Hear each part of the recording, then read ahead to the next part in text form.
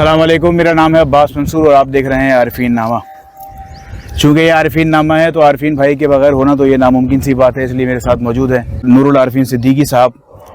और आज एक बहुत ही सरप्राइजिंग और एक बहुत ही अहम मौजू पर हम कलाम होने के लिए हम ये वीडियो बना रहे हैं। नूरुल आरिफीन सिद्दीकी साहब की जितनी भी शोहरत है, जितने भी लोग उनको जानते हैं, मेजॉरिटी उनकी ज़्यादातर वजह शोहरत जो हमारे सुनने में आती है वो उनकी सहाफ़त है, वो उनका जर्नलिज़म है, वो टीवी पर उनकी मौजूदगी है। लेकिन एक और बहुत ज़्यादा अहम सिफत इनके अंदर पाई जाती है, इनके अंदर मौजूद है, वो है बेहतरीन कंटेंट राइटिंग की। चाहे वो किसी सियासी मौजू पर हो, चाहे वो किसी इस्लामिक मौजू पर हो, चाहे वो हालात ज़िंदगी पर हो, या XYZ व्हाटएवर, कुछ भी मौजू हो, कोई भी सरकमस्टेंसेस हो, आरिफीन भाई की ये खुसूसियत बहुत नुमाया है। इसकी चंद झलकियाँ आपने कुछ हमारी पिछली वीडियोस के अंदर भी देखी होंगी, जिसमें सबसे बड़ी मिसाल जो है वो अल्ताफ़ हुसैन साहब पे वो खूबसूरत सी डॉक्यूमेंट्री जिसकी झलक हमने आरिफीन नामा पे चंद दिनों पहले दिखाई थी एक वीडियो में। इसके अलावा और भी बहुत सारे इनकी शायरियाँ, इनका कंटेंट इन्होंने पहले भी आरिफीन नामा पे शेयर किया, कुछ पढ़ के सुनाया। मतलब बहुत सारी चीज़ें हमारे आरिफीन नामा के चैनल पे मिल जाएंगी। तो आज इसी एक खुसूसियत पे जो है वो इनसे बात करेंगे। अस्सलाम वालेकुम सर, एक दफ़ा फिर बहुत शुक्रिया, आपने दोबारा कैमरे पर हम कलाम होने के लिए टाइम दिया। कंटेंट राइटिंग को एक आर्ट तस्वुर किया जाता है, लेकिन आपके लिए लगता है कि ये एक आर्ट से ज़्यादा एक शौक़ है कि मतलब ज़ाहिर सी बात है कि जितने अरसे से मैं साथ हूँ, मैंने नहीं देखा कि आपने अपने कंटेंट राइटिंग के तजुर्बे को, अपने कंटेंट राइटिंग की सिफत को कभी अपने लिए ज़रिया मुआश बनाया हो। तो क्या कहानी है ये कंटेंट राइटर बनने की, क्या कहानी है, कैसे शौक़ चढ़ा, क्या इसकी कहानी है? कोई भी काम इख्तियारी तौर पर मैंने नहीं किया आज तक। हर काम मुझसे करवाया गया, जिस तरह से मुझसे बुलवाया गया उसी तरह से मुझसे लिखवाया गया। कलम मेरे हाथ में कभी भी नहीं रहा। हाँ, लेकिन क्रेडिट इसका सारा का सारा मैंने ज़रूर लिया है। मेरे वालिद साहब ने एक अपनी सवाने लिखी थी, अपनी एक आप भी थी, एक बड़ा मशहूर डाइजेस्ट हुआ करता था एक ज़माने में, ज़िया दौर की बात है। तो उन्होंने उसमें अपनी आप भी थी लिखी थी और उस पर उनको अवार्ड मिला था। तो मैं उसको देख करके नक्काली किया करता था लिखने की, तो अबू हंसा करते थे। खैर मैं कभी लिख तो नहीं पाया उस तरह। उसके बाद पढ़ने पढ़ाने का शौक़ अपनी वालदा से मिला था। ये दोनों शौक़ मिल करके यकजा हुए। तो फिर उसके बाद एक रोज़ इत्तेफाक ऐसा हुआ कि मेरी नानी मरूमा, उनका इंतकाल हुआ था ताज़ा। मैं था कोई 6 बरस की उम्र का। तो मैं अल्लाह मियाँ को छुप छुप के खतूत लिखा करता था कि अल्लाह ताला मेरी नानी अम्मा को अब मुझे वापस कर दें, मुझे उनके बगैर नींद नहीं आती, एक्सेट्रा एक्सेट्रा। मेरे वालिद ने एक दिन मुझे रंगे हाथों पकड़ा और उसके बाद फिर ये उक़्दा खुला कि ये काम जो है वो मुझे करना शायद है। शायद सोचा ना गया होगा, लेकिन बहरहाल सिरा इसका वहीं से मिलता है। लिखने का सिलसिला मैंने शऊरी तौर पर तो शुरू नहीं किया था। हाँ, बस एक दिन ऐसे ही बैठे बैठे कुछ आमद होनी शुरू हुई और फिर मैंने कलम पकड़ लिया और अल्लाह का शुक्र वो सिलसिला चला। लेकिन आगे चल कर के ये एक मैं रेक्टिफिकेशन करूं कि ये मेरी रोज़ी का ज़रिया भी बना। मैंने कमर्शियल राइटिंग भी की। मैंने 2 किताबें अंग्रेज़ी ज़ुबान में कमर्शियल राइटिंग वो लिखी और अल्हम्दुलिल्लाह उससे भी लाखों रुपए कमाए। मैं सीनियर स्क्रिप्ट राइटर रहा एक चैनल में। ड्रामा मैंने कभी नहीं लिखा, किसी से नहीं सीखा, लेकिन उसके बावजूद भी फैसल कुरैशी जैसे अदाकार को मैंने स्क्रिप्ट लिख करके दिया और वो उसको स्क्रिप्ट पढ़ने में मुश्किल मेरी वजह से पेश आई। उमर शरीफ जैसा कोना मश्क आदमी, वो मेरे सवालात के सबब एक बार चिढ़ गए थे और उन्होंने स्क्रिप्ट को फाड़ दिया था कि ये इस किस्म के सवालात के जवाब कौन देगा, कौन इतना पढ़ा लिखा है। फिर उन सवालात को ज़रा टोन डाउन करने के लिए कहा गया, जो ऑब्वियसली मैंने नहीं किया, वो जूनियर राइटर्स ने किया। तो ये मेरी रोज़ी का ज़रिया भी बना। लिखना या बोलना ये 2 अलग अलग बातें हैं, लेकिन अच्छा लिखा हुआ उस वक्त बेकार हो जाता है जब इसको अच्छे सामे मुयस्सर ना है। सही बात। इसी तरह से अच्छी किताबों का भी है। किताबें चाहे कितनी ही अच्छी लिख ली जाएं, तहरीरें कितनी ही अच्छी क्यों ना हो, अगर उनको अच्छे रीडर्स दस्तयाब नहीं हैं तो फिर लिखने वाले का मकसद भी फौत हो जाता है और इल्म की भी बेअदबी होती है। ये मेरा ख्याल है।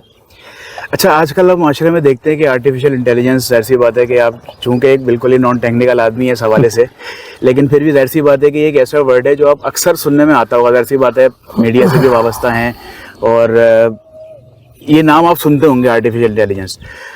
اب آرٹیفیشیل انٹیلیجنس بیسیکلی اس نے کیا کیا، اس نے انسان کے کام کو آسان کیا. سب سے زیادہ جو اے آئی ٹولز آج کل پائے جاتے ہیں دنیا کے اندر وہ کانٹینٹ رائٹنگ کے لیے پائے جاتے ہیں. مطلب کئی کمپنیوں کو میں جانتا ہوں ذاتی طور پہ کہ جنہوں نے کانٹینٹ رائٹرز اس اے آئی کی وجہ سے فارغ کر دیے کہ یار ہمارا تو کانٹینٹ ہمیں اے آئی لکھ کے دے دیتا ہے، ہمیں کوئی ایسے لکھوانا ہو، کوئی ہمیں آرٹیکل لکھوانا ہو، کوئی پیراگراف لکھوانا ہو، کوئی پروپوزل لکھوانا ہو، اے آئی ہمیں 2 منٹ میں کر کے دے دیتا ہے، جبکہ ایک انسان اس کو لکھنے میں ٹائم لیتا ہے. تو ان کمپنیز کو یا ایسے لوگوں کو جو یہ فکر رکھتے ہیں کہ ایک مشین، ایک پروگرام یا ایک سافٹ ویئر کسی انسانی دماغ کو ریپلیس کر سکتا ہے، تو پہلے تو یہ بتائیں کیا یہ ممکن ہے؟ دوسری بات، ایسے لوگوں کو کیا پیغام دینا چاہیں گے؟ بات یہ ہے کہ جب نام میں ہی آرٹیفیشل لگ گیا تو وہ اس میں تصنع تو خود بخود آ گیا، وہ انسان کا نعم البدل ہو نہیں سکتی to the best of my belief and knowledge. Technological advancement اگر اتنی ہی امپورٹنٹ ہوتی تو اسامہ بن لادن کو پکڑنے کے لیے ہیومن انٹیلیجنس پہ بھروسہ نہ کیا ہوتا گوروں نے. کوئی بھی مشین ہو وہ انسان کا نعم البدل نہیں ہو سکتی. ڈپینڈ کرتا ہے سامنے والا جس کو میں یہ بتا رہا ہوں وہ کتنا پڑھا لکھا ہے. اگر بہت سی کمپنیوں نے رائٹرز فارغ کر دیے ہیں تو میرے اپنے حساب سے تو وہ بالکل ہی فارغ البال ہے میرے حساب سے. بات یہ ہے کہ لکھنے کے لیے آپ کے اوپر وہ چیز گزرنا ضروری ہے. میں ایک ڈرامہ لکھوں، میں ایک اسکرپٹ لکھوں، میں ایک آرٹیکل لکھوں، جب تک میں اس میں جذب ہو کر کے محسوس نہیں کروں گا کہ بیتی کیا ہے سامنے والے پہ. ابھی ایک حادثہ ہوا خدا نخواستہ بلوچستان میں اتنا سنگین، جب تک میں اس حادثے کے تمام رموز، تمام محرکات کو سامنے رکھ کر کے اپنی آپ کو اس میں اتاروں گا نہیں، میں لکھوں گا کیسے، میں بولوں گا کیسے، میں کیسے ویور کو جو ہے وہ کمیونیکیٹ کروں گا اپنا گریف، اپنا درد.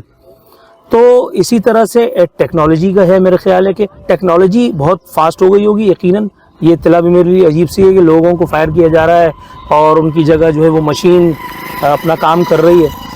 لیکن میرے اپنے حساب میں یہ کوئی مناسب بات یوں نہیں ہے کہ مشین وہ سارے کام محسوس کر کے نہیں کر سکتی جس طرح سے کوئی انسان کرتا ہے. ہاں ایک بات میں آپ کو بتا دوں، جو آپ نے رفتار کی بات کی ہے، میں جس آفس میں سینئر اسکرپٹ رائٹر تھا وہاں میں ایک اسکرپٹ کو لکھنے کے 2 دن لیتا تھا.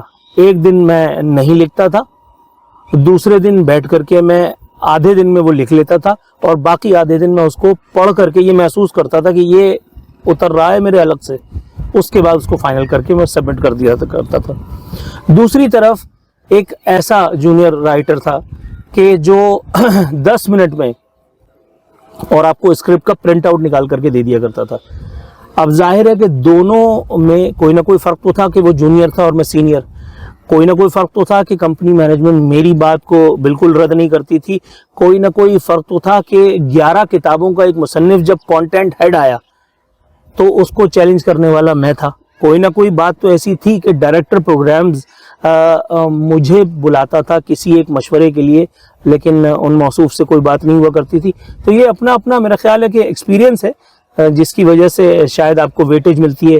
آرٹیفیشیل انٹیلیجنس میں نے سنا بھی ہے تھوڑا بہت، میرے بچے بھی کچھ ہوشیاریاں کرتے رہتے ہیں، مجھے پورا تو سمجھ میں نہیں آتا، لیکن کوئی تصویر بنانی ہو، کوئی فلانا کرنا ہو، کوئی ڈھکانا کرنا ہو تو وہ سب میں اتنا ضرور جانتا ہوں کہ یہ سب ہو جاتا ہے. آرٹیکلز وغیرہ لکھ لیتے ہیں یہ بھی مجھے پتا ہے، لیکن وہ لکھتے کس نوعیت کا ہے میں نے آج تک پڑھا نہیں، ایمانداری کی بات ہے، اس لیے میں اس پہ تبصرے کرنے سے قاصر ہوں. اچھا آخر میں مجھے یہ بتائیں کہ آپ کے بارے میں میرا ایک پرسیپشن ہے، مطلب آپ بھی مجھ سے اختلاف کر سکتے ہیں اور ہمارے سننے والے بھی اس بات پر مجھ سے اختلاف کر سکتے ہیں. ساری دنیا اس بات کو مانتی ہے، جو آپ کو سنتا ہے، میں بھی صدقے دل سے اس بات کو مانتا ہوں کہ آپ ایک بہت اچھے صحافی ہیں. لیکن میرا پرسیپشن یہ ہے کہ آپ ایک بہت اچھے صحافی اس لیے ہیں کہ کیونکہ آپ اس سے زیادہ اچھے کانٹینٹ رائٹر ہیں، آپ ایک اس سے اچھے زیادہ تھنکر ہیں. مطلب ہم نے اپنی آنکھوں سے دیکھا ہے کہ مطلب جن موضوعات پہ بات کرنے کے لیے لوگ 2-2 3-3 دن مانگتے ہیں کہ یار تیاریاں کرنی ہے، سوچنا ہے کیا بولنا ہے کیا نہیں بولنا، آپ ایسے ایسے موضوعات پر بنا تیاری کے فی الودیع بول جاتے ہیں. تو کیا آپ کے کانٹینٹ رائٹنگ اسکلز نے آپ کے جرنلزم کے سفر میں آپ کو آسانیاں پیدا کی آپ کے لیے یا نہیں؟ یار پہلی بات تو یہ ہے کہ میں پتہ نہیں، لوگ مجھے کہتے ہیں، بہرحال میں سن بھی لیتا ہوں، آپ نے بھی فیس بک پہ ڈال رکھا ہے جرنلسٹ، اور وہ ٹھیک ہے، اس حوالے سے تو مان لیتے ہیں، لیکن جرنلزم جو ہے نا وہ باقاعدہ بہت بڑا مشکل کام ہے. میں نے جب ہوش سنبھالنے کی کوشش کر رہا تھا تو میں نے جن لوگوں کو جرنلزم کرتے دیکھا، نادر شاہ عادل صاحب تھے، احفاظ الرحمان صاحب تھے، جو وقت کی بڑی سے بڑی آندھیوں کے سامنے ڈٹ کے کھڑے ہو گئے. پھر اس کے بعد ہو سکتا ہے اس میں کوئی اور نام بھی میں مس کر رہا ہوں، لیکن میں ان کی جگہ تو اپنے آپ کو قطعی طور پر نہیں رکھ سکتا. تاہم ریزسٹنس ضرور یقیناً میرے اندر رہی، اور اس کا اظہار بھی برملا میں کرتا رہا ہوں مختلف فورمز پہ، بار بار کی تنبیہ کے باوجود بھی، قطع نظر تمام تر نتائج کے. تو تھنکر کی جہاں تک بات ہے، انسان اور جانور میں فرق صرف تھنکنگ کا ہی تو ہے، یا دم کا ہے یا سوچ کا ہے. صحیح بات. اگر ہماری دم آ جائے تو ہم بھی شاید اسی کی صف میں جا کر کے کھڑے ہو جائیں گے. اس کی اگر سوچنے سمجھنے کی صلاحیتیں بحال ہو جائیں، اس کو عطا کر دیے جائیں، تو شاید وہ بھی میری اور آپ کی طرح بیہیو کرنے لگے گا. سوچنا بیسیکلی میرا اپنا ماننا یہ ہے کہ یہ ایک شعوری چیز نہیں ہوتی ہے. میں نے کبھی کسی چیز کو مجھ سے میرا بیٹا پوچھتا ہے، بابا آپ خود کہتے ہیں کہ مجھے الف بے جو ہے وہ یاد نہیں ہے. میں نے کہا میں بالکل ٹھیک کہتا ہوں. کہنے لگا تو پھر آپ شاعر کیسے ہیں؟ میں نے کہا بیٹا وہ اوپر دیکھ رہے ہو نیلا آسمان، یہ اس سے پوچھو کہ میں کیسے ہوں. اس نے کہا بابا آپ خود کہتے ہیں کہ مجھے گرامر نہیں آتی. میں نے کہا میں برسرعام کہتا ہوں مجھے گرامر نہیں آتی. کہنے لگا پھر آپ انگریزی بولتے کیسے ہیں اور انگلش کتابیں آپ نے کیسے لکھی ہیں؟ میں اس کو پھر نیلے آسمان کی طرف دکھا دیتا ہوں. میرا کوئی بھی کام میں نے نہیں کیا. میں نے جیسے شروع میں کہا مجھ سے لکھوایا گیا. 6 سال کے بچے کی حیثیت ہی نہیں ہوتی کہ وہ سوچ سکے تاکہ وہ قلم اٹھا رہا ہے. تو یہ قلم ودیت ہے کسی کی، یہ امانت ہے کسی کی، یہ ذمہ داری دی ہوئی ہے کسی کو.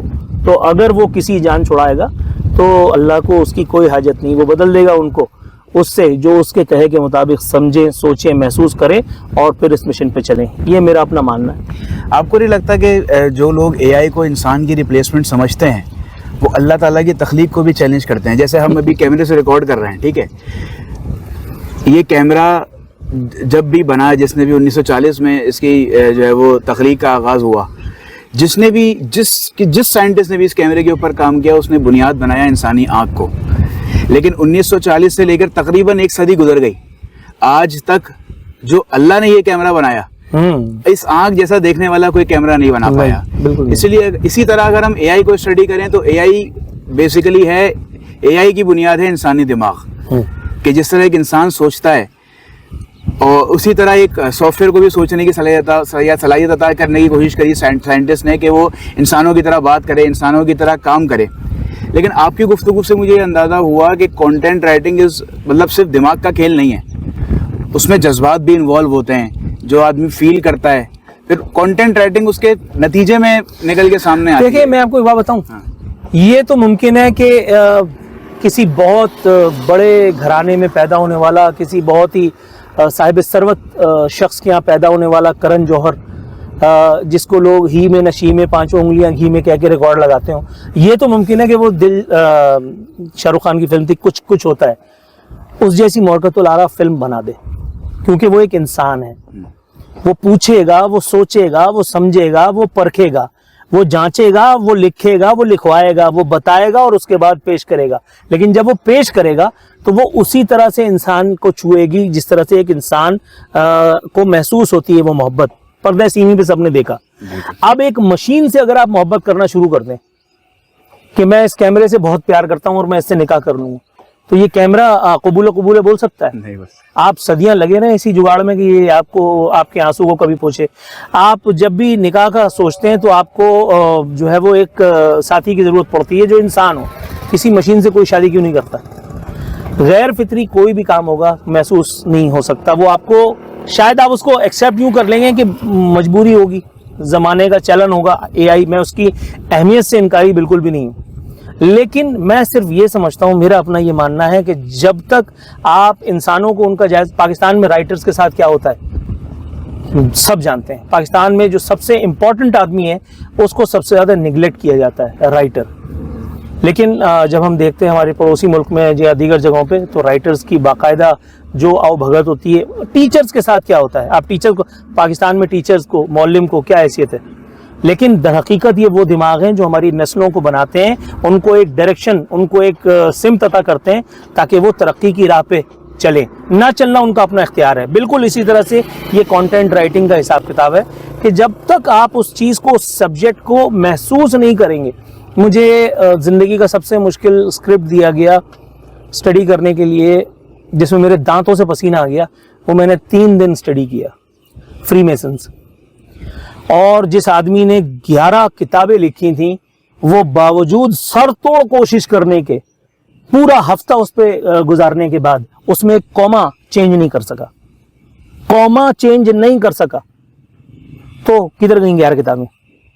یہاں ایک آدمی ہے جیتا جاگتا, جس نے اپنے آپ پہ وہ ساری چیزیں بیتتے ہوئے, گزرتے ہوئے دیکھی ہیں, اپنی آنکھوں سے وہ ساری چیزیں محسوس کی ہیں, کہ جس کا بیان شاید اس وقت میں اور آپ تھوڑی دیر پہلے کر رہے تھے. ہیومن انٹیلیجنس یا ہیومن اسکلز کو کبھی بھی میرے اپنے حساب سے کوئی بھی نہ میچ کر سکتا ہے اور نہ ہی ریپلیس کر سکتا ہے. یہ میرا اپنا بلیف ہے. تاہم جو وقت کی دھارا ہے وہ اس وقت یقیناً کسی اور طرف چل پڑی ہے, جس کی حمایت میں تو میں نہیں کہہ سکتا کہ آپ اس کو بالکل ہی ترک فرما دیجئے یا اس کو انگریزوں کا ایک تحفہ سمجھ کر کے اور اس سے صرف نظر فرمائیے, یہ ہو نہیں سکتا. لیکن اس پہ ڈیپینڈنس جتنی مختصر ہو یا قلیل المدتی ہو, میرا خیال ہے یہ میرے حساب سے زیادہ بہتر ہے. بہت شکریہ سر, آپ نے اتنے اہم موضوع پر گفتگو کرنے کے لیے ٹائم دیا. میرے تعلقات میں جن لوگوں سے میرے تعلقات ہیں, جن لوگوں کو میں جانتا ہوں, اس سے بڑا کنٹینٹ رائٹر میری فون بک کی لسٹ میں نہیں ہے. اس لیے میں نے عارفین بھائی سے اتنی ڈیٹیل میں بات کری. عارفین بھائی نے بھی وہی بات کری جس موقف کا میں قائل تھا کہ کوئی بھی ٹیکنالوجی ہو, اس کو انسان کا کام آسان کرنے کے لیے تو استعمال ضرور کیا جائے, لیکن اسے کبھی بھی انسان کا نعم البدل تسلیم نہ کیا جائے. امید کرتا ہوں آپ کو آج کی گفتگو پسند آئی ہوگی. اگر پسند آئی تو ہمارے عارفین نامہ کے چینل کو سبسکرائب کریں, اس ویڈیو کو لائک کریں, اور انشاءاللہ پھر اگلی بار کسی ویڈیو میں ملاقات ہوتی ہے. السلام علیکم.